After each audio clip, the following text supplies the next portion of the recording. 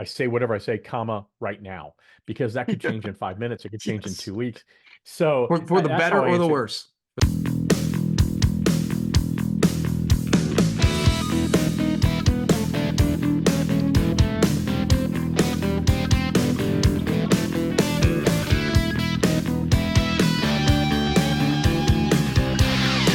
That's right. Promo UPFront, money in the pit, the mullet, a full podcast. All my exes live in Texas, and Texas is a place I'd really love to be. But Yeah. all my exes live in Texas, and that's why I hang my hat in Tennessee, because this is episode number 190 of the Promo Wow. UPFront podcast. I am one of your hosts, Bill Petrie. With me, as always, let's call him the lieutenant of the Lone Star State, the one and only Kirby Hasseman. Kirby, how y'all doing? I'm doing great. As you alluded, I'm back in Ohio, having done a Yep. kind of a whirlwind trip to Texas to the ASB conference, which was really interesting and really fun. And we may talk about that here in a little bit. But yeah, I'm doing well. It's always challenging when you're like, okay, I'm in the office, I'm out of the office. Trying to find that rhythm of getting work done and stuff like that is always like sort of the fine line I'm trying to walk. So I'm doing pretty well though. How about you, bud? I'm doing great. I'll be walking the same line. And one of the reasons I sang that song is because you are coming back from Texas Yes. in a week and a half. I am going from, you went to the American Solutions for Business Yep. annual sales meeting and spoke there. I am going to Fort Worth, where you were at, Yep. in 10 days, because I'm speaking at ASI Fort Worth. So we are like two ships passing in the night. And you never know when those two ships are going to collide. But we are definitely passing through the night. And, one of the things I like about travel, Kirby, is that it breaks things up, right? Yeah. Because I don't know about you, and I was thinking about your trip, and I was thinking about my trip and travel, and I'm like, that got me to thinking, as things often Often do, do. Kirby. Yeah. I don't know about you, but having been in this industry for as long as we both have, sometimes we get, I don't know, a bit bored with all the same old products. You know what I'm talking about? Yeah. Sometimes it's really hard to knock our clients' socks off with something fresh and new. And I think that's why I'm so excited and thrilled that our sponsor today is BamBams. Now, sure, heck, we all know them for the same amazing merchandise, or some amazing merchandise like knitwear, socks, beanies, Yep. scarves, things like that, and truly fabulous sports marketing products. Of course, we know Mm. BamBams for that. But however, what people may not know is that BamBams is continuing to change the game when it comes to being a supplier. Now, Kirby, I have three did you knows. Number one, did you know that they are the made to order experts, especially for their Bolt line of merchandise that's produced in 1 week or less with a minimum order quantity of one. Now, that's fully Wow. custom. Yeah, that's That's really me. That's cool. number one. Pretty new. Number two, Yeah. to reduce shipping and costs and time, their main warehouse is now centrally located just where you came from and where I'm heading to in Texas. Okay. What other supplier makes an investment like that to help distributors? That's a pretty big one. Yeah. My favorite, though, Kirby, might be the phenomenal cooler brand from Texas, is Frio. So we see a lot of suppliers partnering with retail brands. Yeah. Bam Bam's just said, we like that brand, we're buying it. They're not partnering with Frio. They just went ahead and bought it. And Wow. that's how you change the game. And it's tested better than any merchandise from a company that rhymes with Betty. So now, Kirby, isn't it refreshing to see a supplier that's consistently changing the game in our industry?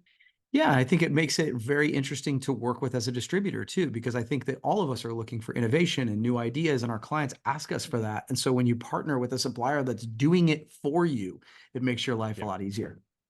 Yeah, I totally agree. I couldn't have said it better myself. I say that every week, but every week you top the previous week, Kirby. Yeah. But there's one more way Bam Bams has changed the game. They've built a custom portal just for distributors that makes ordering self promos as fast and frictionless as possible. And you can visit that at bambamsselfpromo.com and see how Bam Bams is always changing the game. All right, Kirby. I think I said I have the upfront part of the podcast. but I'm wrong. Yeah, I was You gonna have say, the upfront I part was of the gonna say, I podcast. thought I did. I thought I did. You So do. I actually, So, believe it or not, have some topics. It's crazy. well, color me surprised. Kirby, Yeah. thank you for having the courage to prepare for this particular broadcast. What would you like to tell us to start off with? Okay, so remember a couple weeks ago when I kind of had a double whammy topic. It was the week that you were whining about Taylor Swift fans. It was so just that was just for your benefit. So I came up with two topics, and one of them, and I'm going to do the same thing today. Okay. So the one is just a really super quick shout out. Whine about Taylor Swift fans? No, they don't bother me at all. Oh, I think they're okay. great. And so I want to give, because as a part of that sort of double whammy topic, I was calling out ASI, and that I was frustrated with the wall that kind of was put up around content. Yeah. And both you and I got a lovely email from Michelle Bell recently, We did. to let us know that, bring that wall down, right? So she wrote us, and by the way, I think I said this in the email back. I'm like, she could send me an email every day. She's such a great writer. She makes me smile. Yeah.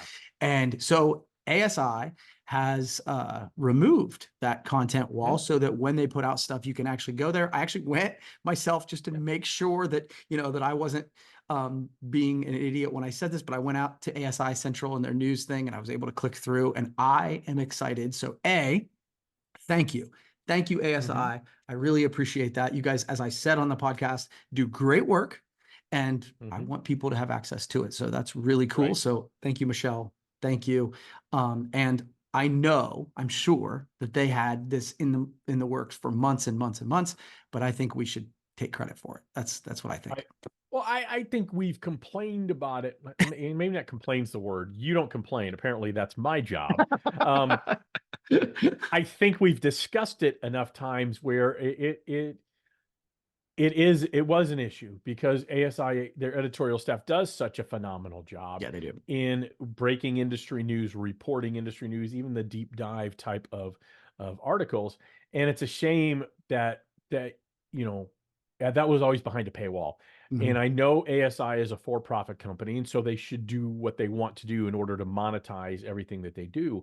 However, you can monetize almost everything and still have a public service portion of your organization. And I think that news, that editorial staff is almost a public service. So at least to the industry. So I'm thrilled that the paywall is gone. I think I'm most thrilled though with that email that Michelle sent was lovely. And then her and I got into a separate email discussion on our mutual love of one John Taylor from Duran Duran, which was awesome. Okay.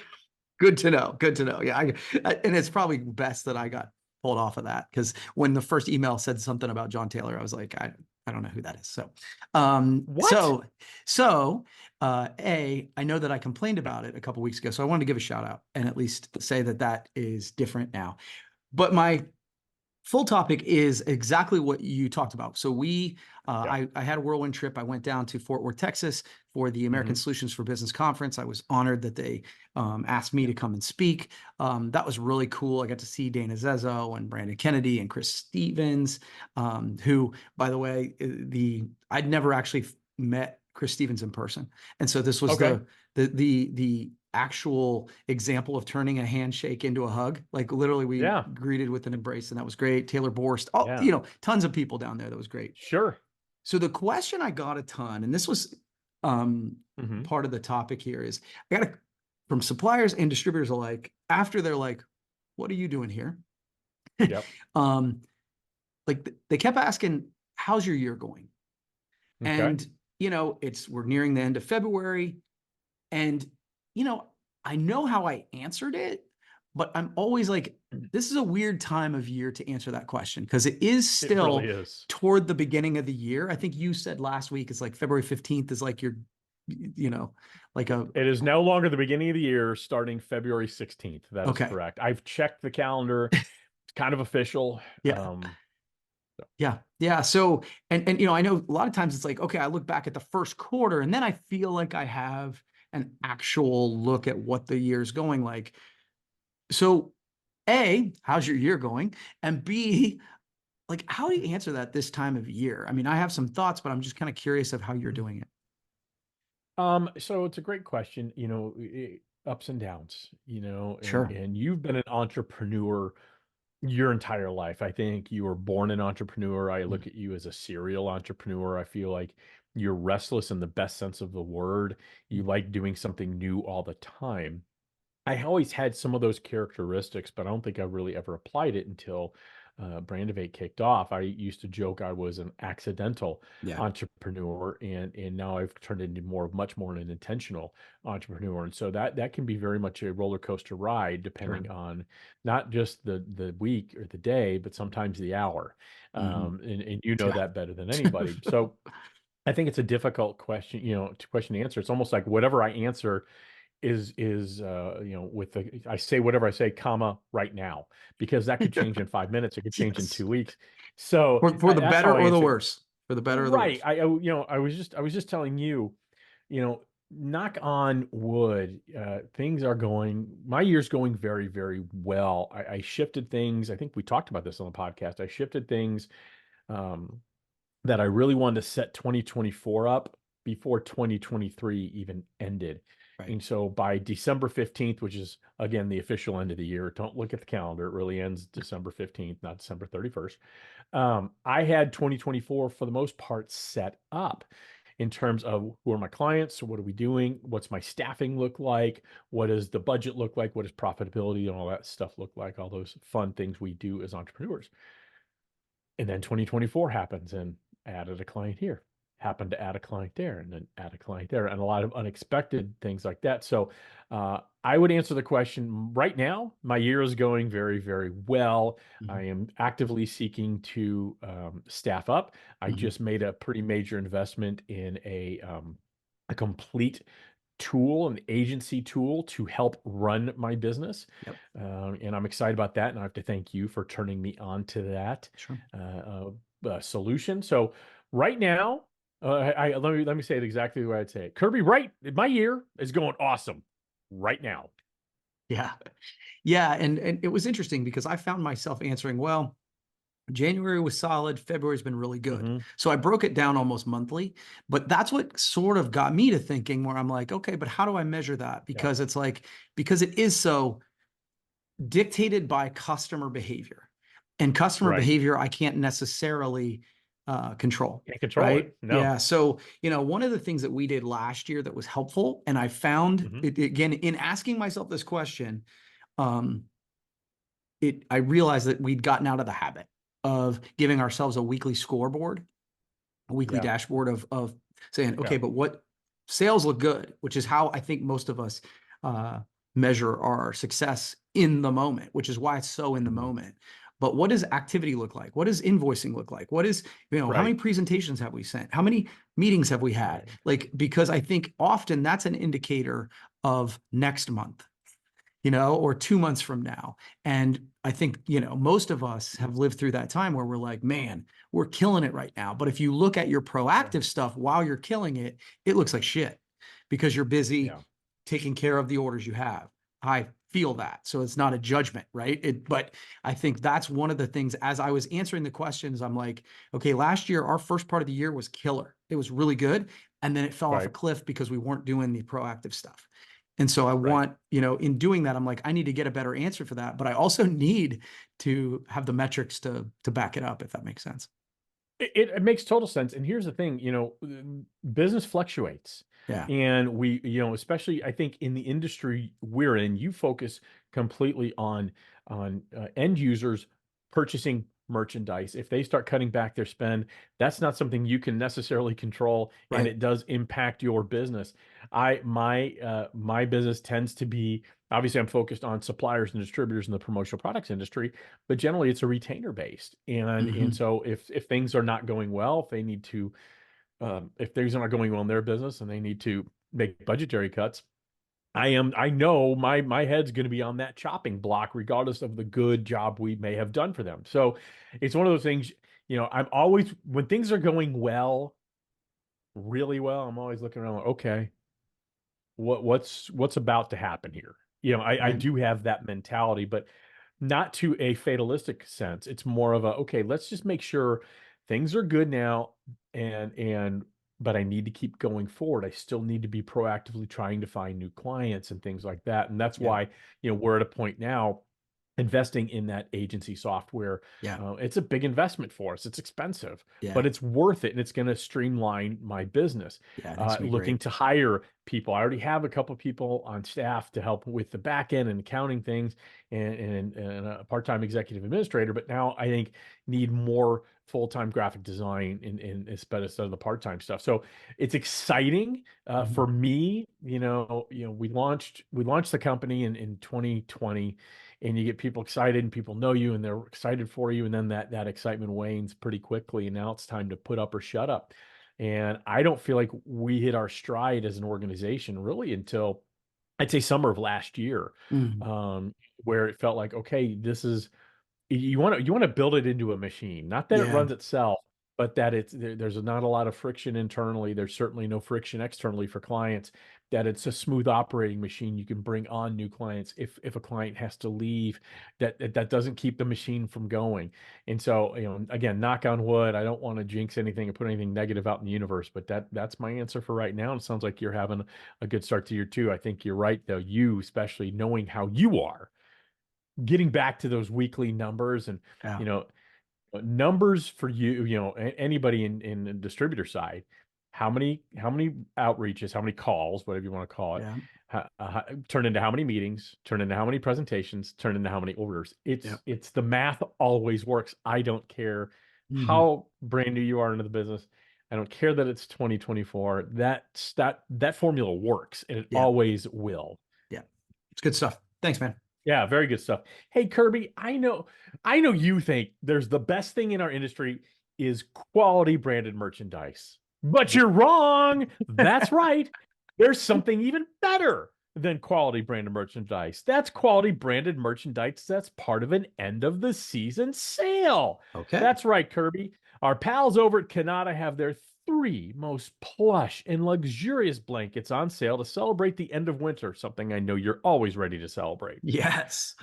The 50-inch by 60-inch original lamb's wool, the Plushera throw, and the Velvet throw all are on sale through April 30th, 2024, and the prices are so low, I've actually been told that they would send someone to my house to break my kneecaps if I told you how low these prices were during this broadcast. So I Can't won't have do that. that. Yeah. No, can't have that. We won't have that. We shan't have that. But if you go over to thekanatagroup.com, you can see that amazing pricing for yourself.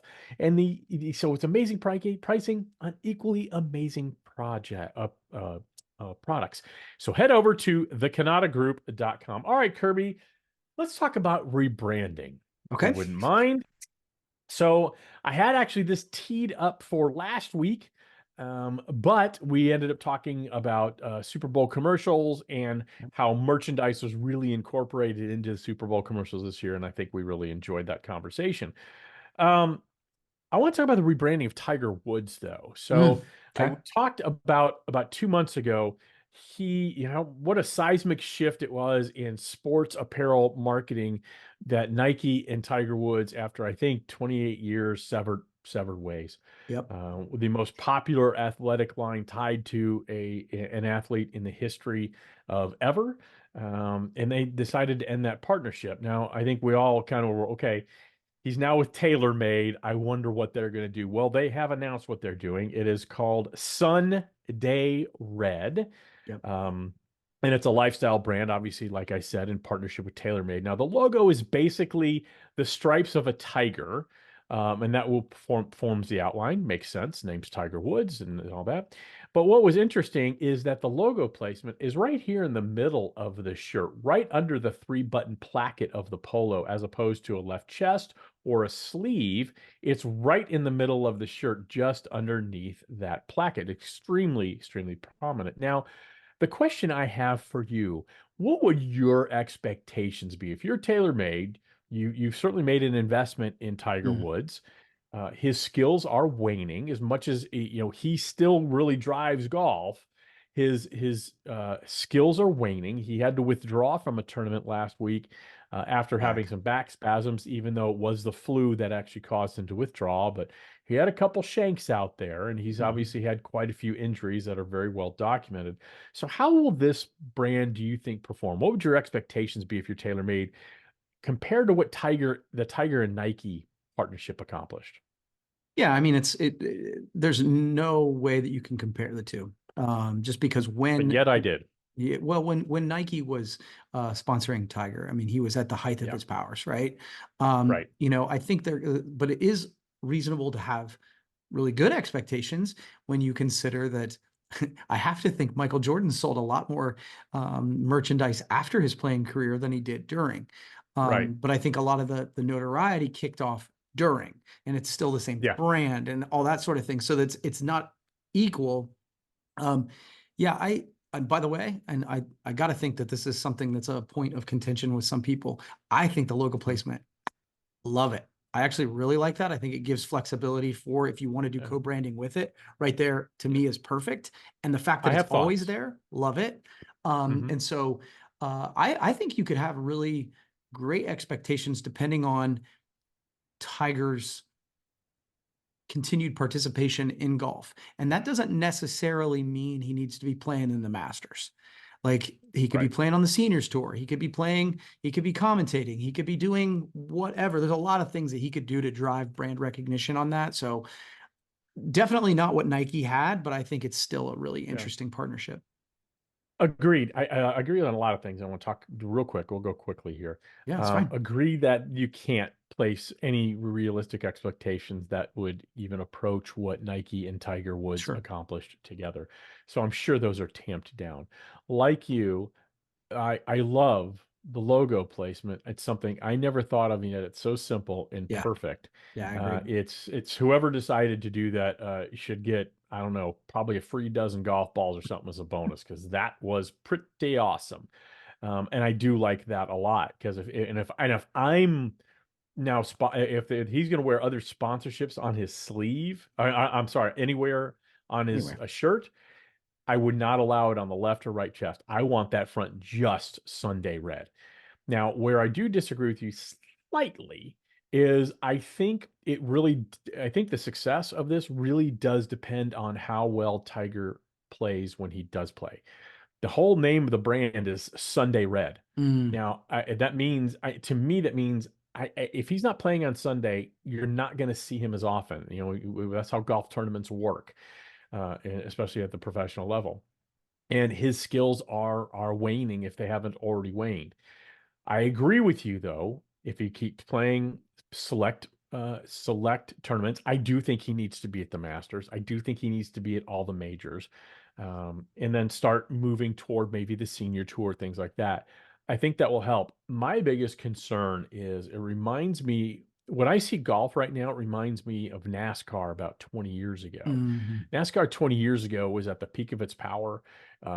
People were talking about how mainstream it was. You had people like Jimmy Johnson, not the football coach. You had Jeff Gordon, who was extremely popular. You had Tony Stewart, also very popular. You had giant corporations really involved in pumping all manner of money into NASCAR.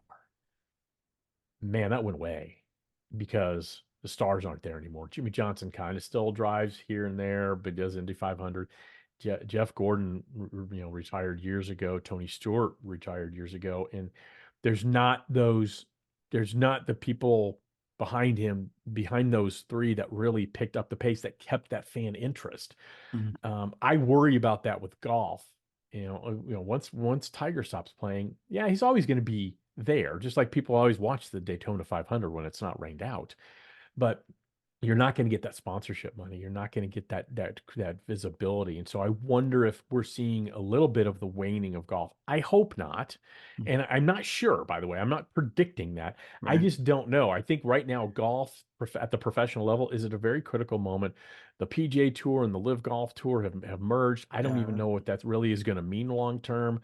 You do have some great stars like Scotty Scheffler, who's a wonderful golfer, fun to watch, but he doesn't have that cachet Tiger Woods had.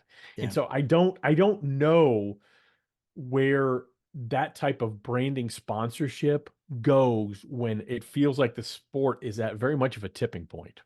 Yeah, so again, so I want to go both branding and sports on this for a second. So number one, Sure. I think we said the same thing about the NBA after Michael.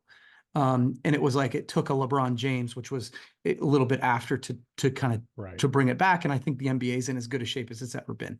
Um, so I think that has to do what a buddy of mine said. It's not about X's and O's. It's about Jimmys and Joes. Like I think sometimes, especially with those sports where the individual is more prominent, if there's going to be up and down.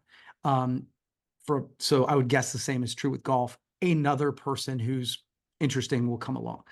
That being said, and I hadn't thought about this until like you were discussing this about Mhm. Tiger being there on Sunday. Yeah. To me, again, Michael Jordan's brand got LeBron James to wear the gear, right? Like, so to Yeah. me, maybe the next iteration of this, the Sunday Red, the person playing on Sunday is Charlie Woods. Yeah, It's exactly. like it's That's where I the was gonna next go. generation of golfers who are wearing Sunday Red with an homage back to the dominance of Tiger. And I mean, I gotta think that's part of the plan. And again, this is the first I'm thinking about this. Much more smart Right. people than me have given this thought. Sure. Well, and here's what the difference is. I understand your basketball analogy, but that's still a team sport. Yeah, you had Jordan, but he had stars around him. Even when he was the star, he had stars around him. And it's a fast-paced sport. Golf is slow. You watch people walk, you watch people stand over a golf ball, and it's very individualized. And so I do think it's going to take the next big golfer Sure. to maintain, not take it to the next level. I don't think there is a next level for golf. I think that was it. Mm. And I don't, and that's not a bad thing. Everybody peaks, all things peak. Mhm. And I do think the world is hoping that it's Charlie Woods, his son, and that's where I was going to go. And you stole my thunder there, Hasseman. Sorry. But no, you're right. No, I'm joking. You're right, and that's a lot of pressure. That is a lot of pressure, and it's again really interesting stuff. But the branding, I think, was on point. I think it's a wonderful partnership, and I wish everybody much success. Kirby, do you have another topic for us? Yeah, we're getting toward the end of it, aren't we? I guess we Yeah. are. Okay, so we'll try and make this one fairly quickly. I just thought this was Yep. interesting and it's content related. So Yeah. John Oliver, who hosts the Emmy Award winning Last Week Tonight with John Oliver. So he hosts that and it's on HBO Max, whatever. Mhm. And generally speaking, when it comes out, and I think it's on Sundays, I'll have to look through my notes here. But then the next day, his big rant, it's usually 20 minutes. He Mhm. takes on a different topic each time. It's on YouTube. And I have never watched that show on Max. I always watch it on YouTube. They're making a shift. So they are essentially still going to put it on YouTube, but they're going to push the thing to Thursdays. So it won't come out immediately, with the idea that they still want to drive people. They don't want to wait to see it if people are talking about it. They want to drive people Yeah. to it. I have mixed thoughts on this, and I'm kind of curious to know what you think about this. Like we've seen a lot of folks who it's like, okay, they've got the show, they put it on YouTube, and in Yeah. interest of transparency, it's literally how I found Ted Lasso. Right. Like I wasn't going to Apple, and then I watched a bunch of clips on YouTube, and I was like, okay, I really want to see this. And so then I Right. got the subscription to Apple TV. So I'm curious to know what you think about them moving. They're not taking it off. They're just delaying putting it out there on YouTube. What do you think? Kirby, the entertainment industry is in complete scramble mode because Yeah. none of them know exactly how, when, and where to push their content. We used to look at the 50s and 60s. They used to call that the golden age of television. There is so much, obviously, more content produced today, Yeah. and I would argue that the quality of it is off the charts, to the point I have a list in my phone of about 50 shows I've been meaning to get to, and I just can't find the time to do it. Right. I think for what you're talking about with Last Week Tonight and John Oliver, and that does debut on Max, and then when do we use YouTube as a secondary outlet? Are we going to use YouTube as a primary interest gathering outlet?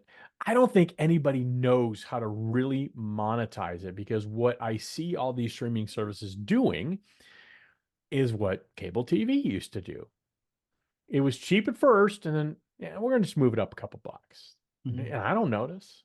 And then all of a sudden, my bills, and it's not a centralized bill anymore. Yeah, right. We have however many streaming services plus YouTube TV plus this. I don't think anybody knows. And so what I think we're in that moment of everybody's trying everything. And how do we get more eyeballs on this particular piece of content? And then they internally, the global they over at Max have to decide what is more valuable. Is it more valuable for people to see Last Week Tonight on Max? Or is it more valuable for us to have them see snippets of it on YouTube? I think Saturday Night Live goes through this type of challenge. They're live, I don't know, 30 weeks a year on probably less than that on Saturday night from 10:30 to midnight Central or 11:30 to 1 a.m. Eastern. You can do the math on the rest of the time zones. But the next day, it's on Hulu, so I can watch it all the way through on Hulu, or I subscribe to the Saturday Night Live channel on YouTube, and I get just the clips, yeah. sketches. Yeah. So I can just see what I want. So I don't think anybody knows. And so I don't really have an answer to your question. And it's a question I don't even remember what you asked. So I just wasted everybody's time with my little rant there. No, I think your point's well taken, is that I think they're all trying to figure it out. And I think there's a distinction here too, just to be clear. With YouTube, they put like his whole 20-minute segment. It's not a clip of it. Right. Like, you know what I mean? No, I understand. But it's not the whole show. It's that segment. Yeah, right. That's fair. It's the monologue, for lack of a better term. Yeah. So at first I was annoyed when I saw this, mainly because I watch it. I like the, It's your the piece Monday of content. routine. Yeah. But the more I think about this, the more I think this makes sense. I think, yes, you want to create, if you want to see it and see it when everybody's talking about it, you need to go and pay for the subscription. And obviously there's a lot of other content with Max. So this might be a tipping point to get you subscribed. So the more I think about this, the more I don't have a problem with it. And for me, I'm not going to do that just because I don't watch enough TV for me to have another streaming service. So I won't do it. Right. And I'll still have the ability to do it, and you'll still get your brand.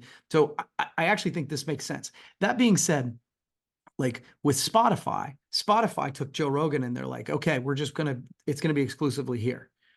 Right. I guarantee you that affected eyeballs there, because 100%. now they're renegotiating and Joe Rogan's coming back to YouTube, which I think is interesting. So again, to your point, I think we're all just trying to figure it out. And so I don't know what the answer is, but I do think it's interesting that we're watching this happen sort of in real time. Well, it's like any other content. We started off this podcast talking about ASI editorial content. And it's the company's choice whether they want to charge for that. If you want to see John Oliver and Last Week Tonight, and you want to see it on your terms, you can subscribe to HBO Max or just Max and use your DVR to record it and watch it at any time you want. You could do that. Or what you prefer to do is, I'm kind of now at the mercy of Max because I'm not willing to pay for it. I enjoy the content, but I don't want to pay for it. I'll pay for it with the YouTube ads that they force me to watch every 8 minutes or whatever it is these days. So we all have a choice in how we want to consume the media that's out there.